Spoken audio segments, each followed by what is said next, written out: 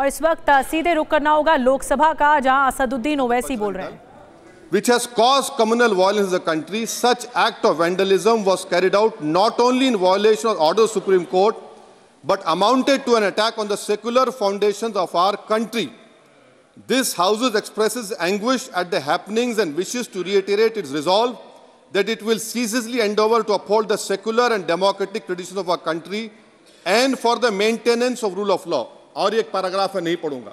मैं ताजुब कर रहा हूं कि जब इस ऐवान ने एक रेजोल्यूशन पास किया तो हुकूमत आएगी जाएगी, और हुकूमत ये मोदी हुकूमत जश्न मना रही है जो 6 दिसंबर को हुआ। तो ये एक बात है सर।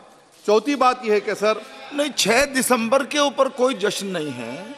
राम मंदिर के निर्माण की जो प्रतिष्ठा हुई है उसको संबोधन कर रहा है, और वो सर्वोच्च न्यायालय के द्वारा तथ्यों के आधार पर दिए गए निर्णय के कारण से हुआ है। सर्वोच्च न्यायालय का निर्णय है, तो तथ्यों के आधार पर निर्णय है। वो विषय आपने बोल दिया, ठीक है, ओके। परंतु जो मंदिर का निर्माण है वो नियमानुसार सर्वोच्च न्यायालय के निर्णय से तथ्यों को देख करके। और एक सेकंड, आप इस्लाम के बहुत जानकार हैं, विद्वान हैं वैसे भी अब कानून के।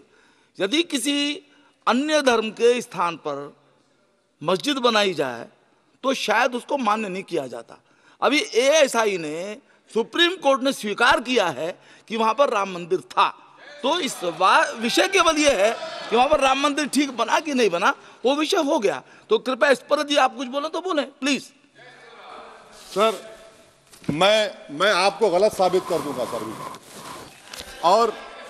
और मैंने रुक तो जाइए बड़ी इज्जत के साथ सर, मैं आपकी बड़ी इज्जत करता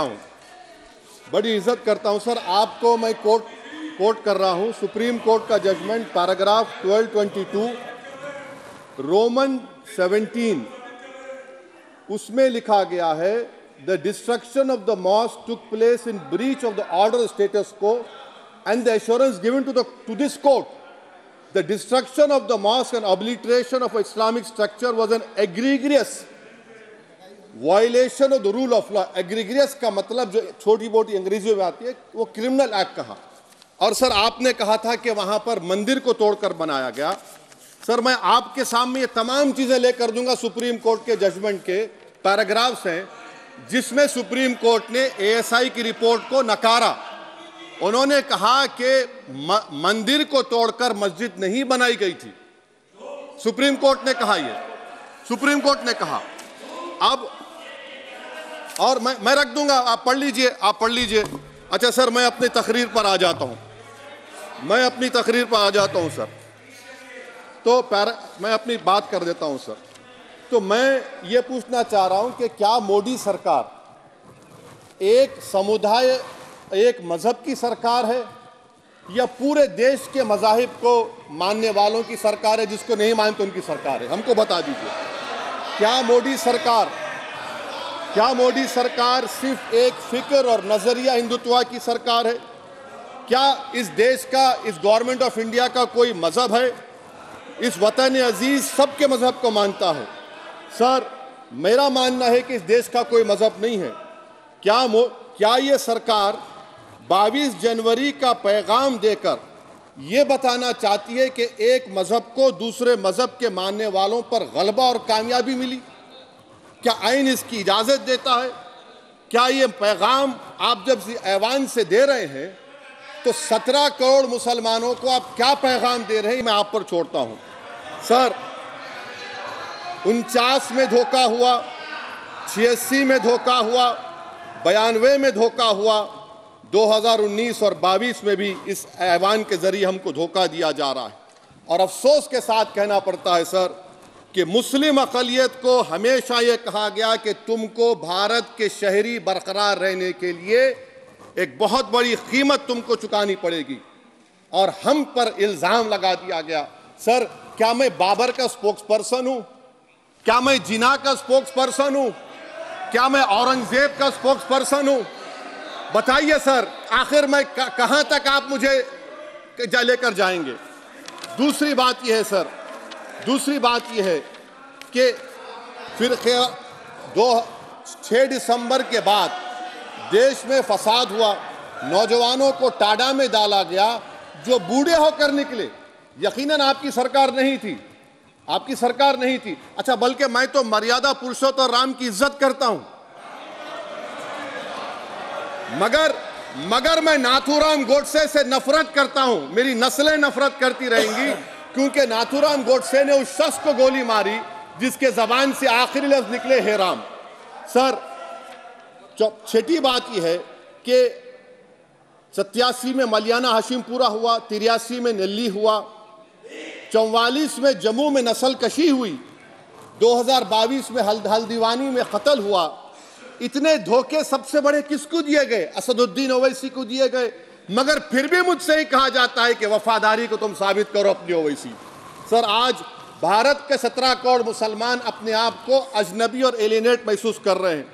मैं बहुत बड़ी नाइंसाफी होती है, सर ये कोई तारीखी नाइंसाफी को इंसाफ नहीं किया जा रहा है। स्पीकर बल्कि सर, अंग्रेजी में स्पीकर सर, केवल एक प्रश्न का जवाब ओवैसी साहब दे दें कि बाबर को वो आक्रमणकारी मानते हैं या नहीं मानते?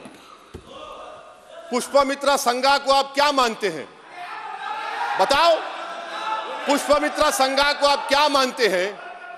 जम्मू के वो, कश्मीर के वो राजा को क्या मानते हैं जिसके पास एक फौज थी मंदिरों को तोड़ने के लिए? आप क्या मानते हैं?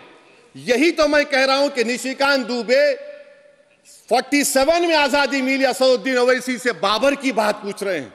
तुम गांधी की बात पूछते, तुम बोस की बात पूछते, तुम जलियांवाला बाग की बात पूछते, तुम काला पानी में जो मुसलमान शहीद हो गए उनकी बात पूछते, मगर बाबर की बात पूछी जाती है। तो सर, मैं आपको बता रहा था, खामखा डिस्टर्ब किए सर, मुझे मेरा वक्त ले लिए निशिकांत दुबे। सर, मैं आपसे कह रहा था, मोदी हुकूमत ये पैगाम दे रही है भारत के मुसलमानों को कि जान बचाना है या इंसाफ चाहते हो। मैं कह रहा हूं, मैं भीख नहीं मांगूंगा, मैं इस नंगी तासुब को कबूल नहीं करूंगा, मैं दूसरे दर्जे के शहरी के मौक़िफ़ को कबूल नहीं करूंगा, मैं अपनी शनाख्त को नहीं मिटने दूंगा। अब मैं झूठी और दिल फरेब बातों पर हरगिज भरोसा नहीं करूंगा। मैं वो काम नहीं करूंगा जो बीजेपी और नाम निहाद सेकुलर पार्टियां चाहती हैं। मैं वो काम करूंगा जो आपको पसंद नहीं है, संविधान के दायरे में रहकर। सर, कंक्लूजन में मैं आपको बताना चाहता हूं कि आज इस देश को किसकी जरूरत है? इस देश को अयोध्या में, तारीख शायद नहीं पढ़ते होंगे, मौलाना अमीर अली कौन थे?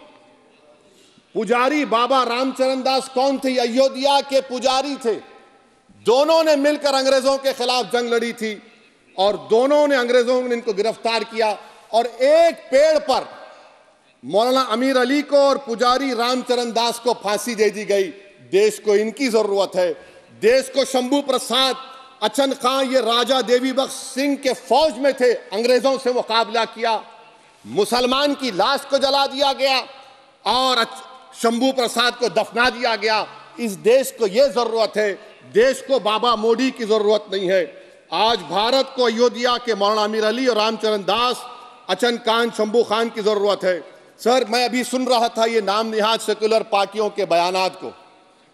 क्या होता है सर, आप, खत्म कर रहा हूं, क्या होता है सर, जब काजी साहब गवाहों को लेकर दुल्हन के पास जाते कि तुमको निकाह कबूल है, तो दुल्हन शर्मा के खामोश बैठ जाती।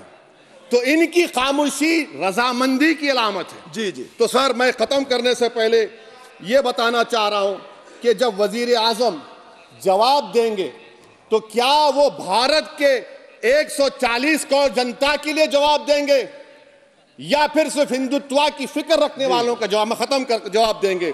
मैं ये देश, दुनिया, मुसलमान देख रहा है। सर, मैं आपको ये भी बताना चाह रहा हूं, आखिर में कंक्लूड कर रहा हूं सर, 1 मिनट चाहिए, 1 मिनट चाहिए सर। सर, मेरा मानना यह है कि आज मैं बहैसियत एक भारत के गयूर मुसलमान के, let me stand as a tall Indian Muslim and say that the light of Indian democracy today is at its dimmest today, sir. Sir, in conclusion, मेरी फिक्र में, मेरा ईमान मुझे कहता है कि जिस जगह पर मस्जिद थी, है और रहेगी, बाबरी मस्जिद है और रहेगी, बाबरी मस्जिद जिंदाबाद, जिंदाबाद, भारत जिंदाबाद, जय हिंद।